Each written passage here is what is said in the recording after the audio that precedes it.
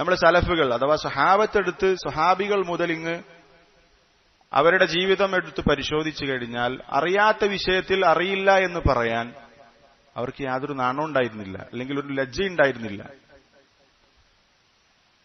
അതുപോലെ തന്നെ ദീനിയായ വിഷയങ്ങളിൽ അറിവില്ലാതെ സംസാരിക്കുക എന്ന് പറഞ്ഞാൽ അവർ വളരെ ഗൗരവത്തിലാണ് കണ്ടിട്ടുണ്ടായിരുന്നത്.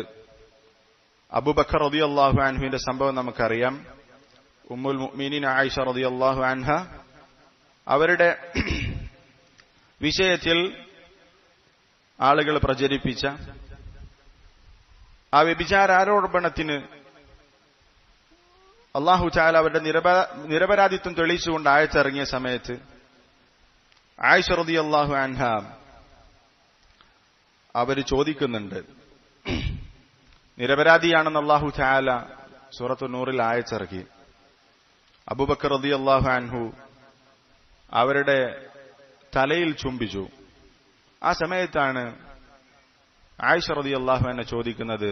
ഒരു മാസത്തോളം ആയിഷ റളിയല്ലാഹു അൻഹ പ്രയാസപ്പെട്ടു.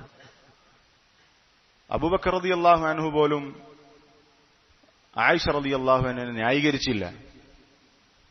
അപ്പൊ ആയിഷ റളിയല്ലാഹു അൻഹ ചോദിക്കുകയാണ്, നിരപരാധിയാണെന്ന് അല്ലാഹു തെളിയിച്ചപ്പോ അലാ അദർതനി ഇൻദ നബി സല്ലല്ലാഹു അലൈഹി വസല്ലം, നബി സല്ലല്ലാഹു അലൈഹി വസല്ലമയുടെ അടുത്ത് പോയി താങ്കൾക്ക് എന്നെ കുറിച്ച് ഉദ്ർ പറഞ്ഞുകൂടായിരുന്നോ?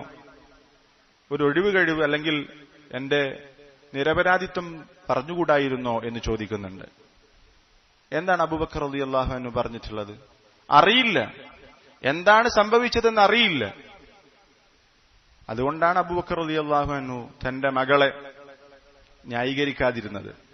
അതാണ് അബൂബക്കർ റളിയല്ലാഹു അൻഹു അയ്യു സമാഇൻ തുളില്ലുനി, ഏതു ആകാശമാണ് എനിക്ക് തണലേകുക, വ അയ്യു അർദിൻ തുഖില്ലുനി, ഏത് ഭൂമിയാണ് എന്നെ വഹിക്കുക, ഇദാ ഖുൽതു മാ ലാ അലം, എനിക്കറിയാത്തത് പറഞ്ഞു കഴിഞ്ഞാൽ ആരെന്നെ ഏറ്റെടുക്കും എന്നാണ് അബൂബക്കർ റളിയല്ലാഹു അൻഹു പറഞ്ഞത്. ഇതേ സംഭവം ഇതേ ആശയത്തിൽ തന്നെ ഇബ്നു അബി മുലൈഖ റഹിമഹുല്ലാ പറയുന്നത് കാണാം. ഒരു ആയത്തിനെ കുറിച്ച് അബൂബക്കർ റളിയല്ലാഹു അൻഹുവിനോട് ചോദിച്ചപ്പോഴും അദ്ദേഹം ഈ മറുപടി പറഞ്ഞത് കാണാം. അള്ളാഹു ഉദ്ദേശിക്കാത്ത അർത്ഥം പറഞ്ഞു കഴിഞ്ഞാൽ ആ ആയത്തിന് അള്ളാഹു ഉദ്ദേശിക്കാത്ത ഒരു ആശയം ഞാൻ വിശദീകരണമായി പറഞ്ഞാൽ ആരെന്നെ ഏറ്റെടുക്കും, എനിക്കത് പറയാൻ ധൈര്യമില്ല എന്നുള്ളതാണ് അബൂബക്കർ റളിയല്ലാഹു അൻഹു പറഞ്ഞിട്ടുള്ളത്. അങ്ങനെയായിരുന്നു സഹാബത്ത്. അവർക്കറിയാത്ത വിഷയം അറിയില്ല എന്ന് തന്നെ പറയും. കാരണം ഇവിടെ അറിയാത്ത വിഷയം അറിവില്ലാതെ സംസാരിച്ച ആളുകളുടെ മുമ്പിൽ ഒരു വലിയ പണ്ഡിത വേഷധാരിയായി അല്ലെങ്കിൽ പണ്ഡിതനായി അറിയപ്പെടുന്നതിനേക്കാൾ അവർക്ക്